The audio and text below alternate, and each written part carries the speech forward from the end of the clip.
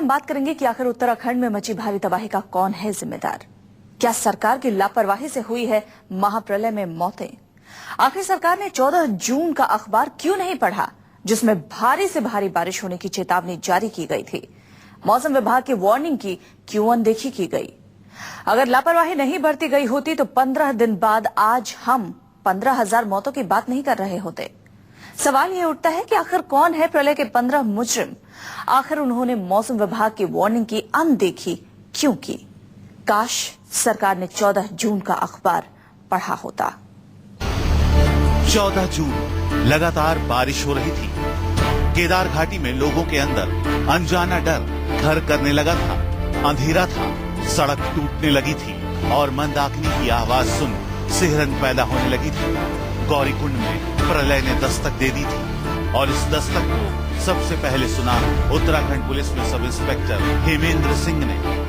16 तारीख की सुबह लगभग 5:30 बजे हमें एक सूचना मिली कि नदी में, जो मंदाकिनी नदी है, मंदाकिनी नदी में गौरीकुंड जो घोड़ा पार्किंग है, वहां से लगभग 200 मीटर आगे नदी में कुछ घोड़े वाले फंसे हुए हैं। उन घोड़े वालों को बचाने की हमारे पास में गुहार आई तो हम तुरंत अपने आपदा उपकरणों के साथ वहां पहुंचे। वहां हमने जाके देखा तो लगभग 35 व्यक्ति नदी में फंसे हुए थे और नदी का जलस्तर इतना बढ़ चुका था कि नदी दो तरफ से बहने लगी और वहां पर एक टापू बन गया था जहां उन लोगों के डेरे थे। हेमेंद्र मौत की घाटी में कई महीनों से तैनात थे। उन्होंने मौसम का ऐसा मिजाज कभी नहीं देखा था। गौरीकुंड की वो रात उन्हें भुलाए नहीं भूलती। उन्होंने लाउड स्पीकर से लोगों को सुरक्षित जगह जाने की चेतावनी दी। मैंने अपनी जो सरकारी गाड़ी थी, सरकारी गाड़ी में लगे जो माइक था, जो लाउड स्पीकर था, उससे मैंने लगातार बोलना शुरू कर दिया कि आप यहाँ से सुरक्षित स्थान, अपने वाहनों को लेकर सुरक्षित स्थान रामपुर, सीतापुर, सोनप्रयाग, रामपुर, सीतापुर की तरफ प्रस्थान कर जाएं। यहाँ रहना खतरे से खाली नहीं है। सड़क कभी भी टूट सकती है और आप लोग यहाँ फंस सकते हैं। नदी का जलस्तर लगातार बढ़ रहा है। केदार घाटी में इस चेतावनी को सबने सुना। खतरे की घंटी बज चुकी थी। अफरा तफरी मची, लेकिन सरकार और आला अधिकारी बेखबर सोए थे। प्रलय अचानक नहीं आया। सैलाब ने आने से पहले खतरे की घंटी बजाई थी। चमोली के जिला मुख्यालय से लेकर देहरादून तक इसकी खबर थी। तारीख थी 13 जून। प्रलय के आने से 3 दिन पहले मुख्यमंत्री के दफ्तर में एक फैक्स आता है। ऐसे ही कई फैक्स और ईमेल आपदा प्रबंधन और दूसरे विभागों में पहुंचे।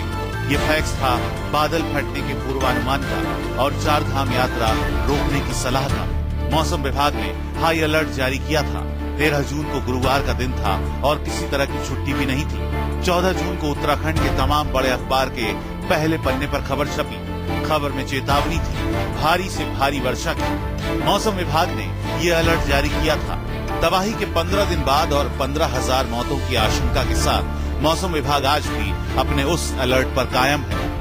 अगले जिसमें जो है 48 घंटों में भारी वर्षा और बहुत भारी वर्षा और लैंडस्लाइड और कहते हैं पहाड़ में ना जाने की सुझाव, ये हमने दिया था और ये सब जगह यहाँ कवर भी हुआ है। काश सरकार 14 जून का अखबार पढ़ लेती। काश फ्रंट पेज की खबर की अनदेखी न की गई होती तो उत्तराखंड मौत की घाटी में न तब्दील होती। आमतौर पर मौसम विभाग भारी वर्षा की चेतावनी जारी करता है, लेकिन ये चेतावनी कोई आम चेतावनी नहीं थी। साफ साफ लिखा था कि भारी से भारी वर्षा हो सकती है, लेकिन इसे गंभीरता से क्यों नहीं लिया गया? ऊपर से सरकार की दलील है कि ऐसी वार्निंग अक्सर आती रहती है। आजकल सारा मेट डिपार्टमेंट बोल रहा था बारिश होगी, लेकिन बारिश और कहर में बहुत अंतर होता है। रोज हमारा प्रेडिक्शन होता है कि तेज बारिश होगी। क्या तेज बारिश होती? क्या लोग अपने घर से बाहर छोड़ के राज्य चले जाते हैं? और उस वक्त जो लोग जहां थे वहां फंस गए। मौका ही नहीं था लोगों को कि 16 के बाद बाहर निकलते। सीएम साहब कहते हैं कि इस तरह की वार्निंग अक्सर आती है, लेकिन सवाल यह है कि जब हजारों लोग 4 धाम की यात्रा पर थे तब इतनी बड़ी लापरवाही क्यों बरती गई? गौरीकुंड में तैनात पुलिसकर्मी तबाही की तस्वीरें 3 दिन से भेज रहे थे, तो इंतजार किस बात का था? आखिर हजारों मौतों का गुनहगार कौन है? विनोद मिश्रा, जितेंद्र शर्मा और कुमार कुंदन के साथ मोहित मल्होत्रा, न्यूज 24।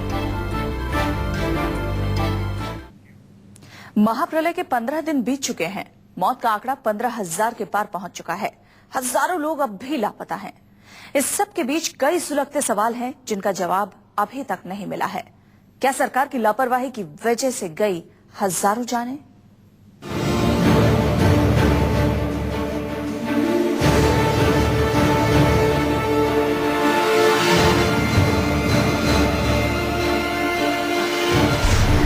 15 दिन, 15,000 मौत, 15 मुजरिम और 15 सवाल।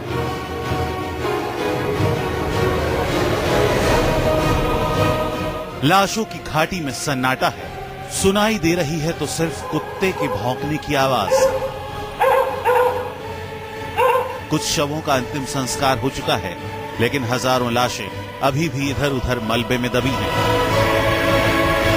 तीर्थयात्रियों के शव भले ही मलबे में दब चुके हों, लेकिन उनकी रूह मौत की घाटी में उन सवालों के जवाब की तलाश में भटक रही है, जिनकी वजह से उनकी तीर्थ यात्रा अंतिम यात्रा बन गई।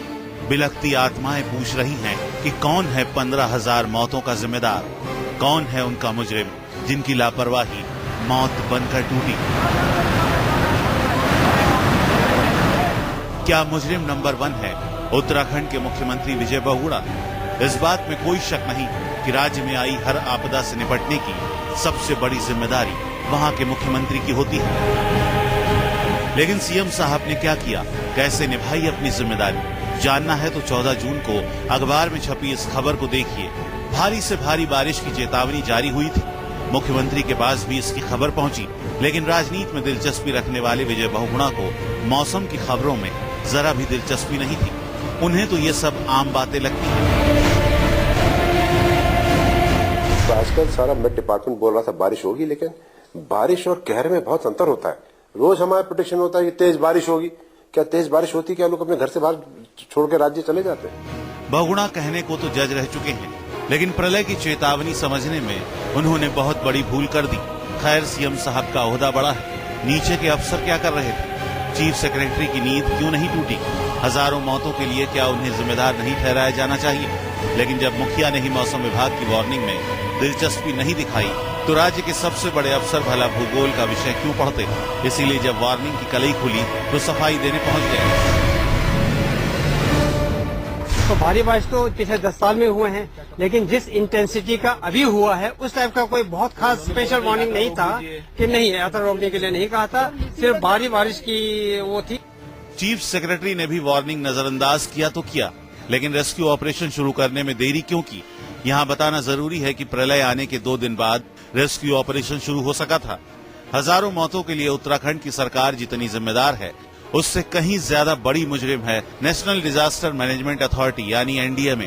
कहने को तो एनडीएमए को आपदा प्रबंधन के लिए बनाया गया है, लेकिन एनडीएमए के बनने के 9 साल बाद कैसा प्रबंधन है सबके सामने है। 9 साल में 9 मीटिंग भी नहीं कर पाए। करोड़ों रुपए का बजट दिया गया है, लेकिन खर्च कहाँ हुआ ये भगवान ही जाने। ऊपर से एनडीएमए के उपाध्यक्ष शशिधर रेड्डी का दावा है कि राहत में एनडीएमए रात दिन जुटी है। 30 तारीख को 705 लोगों को रेस्क्यू किया गया है। इसमें लोकल लोग भी इंक्लूडेड हैं।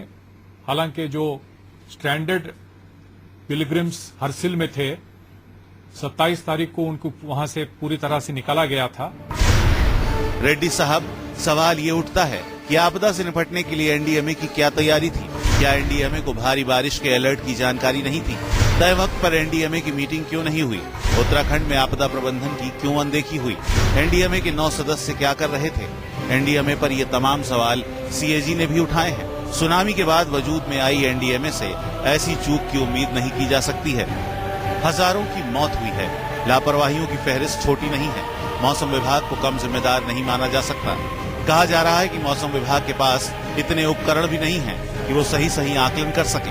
हालांकि भारी से भारी बारिश का पूर्वानुमान किया गया था, लेकिन उत्तराखंड के ऊपरी इलाके में मौसम पर नजर रखने के लिए जरूरी उपकरण अभी तक नहीं लग पाए हैं। 15,000 मौतों के लिए ऊंचे ओहदे पर बैठे 15 लोगों को जिम्मेदार माना जा रहा है, लेकिन इनके रवैये और बयानों को देखकर नहीं लगता कि इन्हें हजारों मौतों के लिए अपनी लापरवाही का एहसास भर भी है।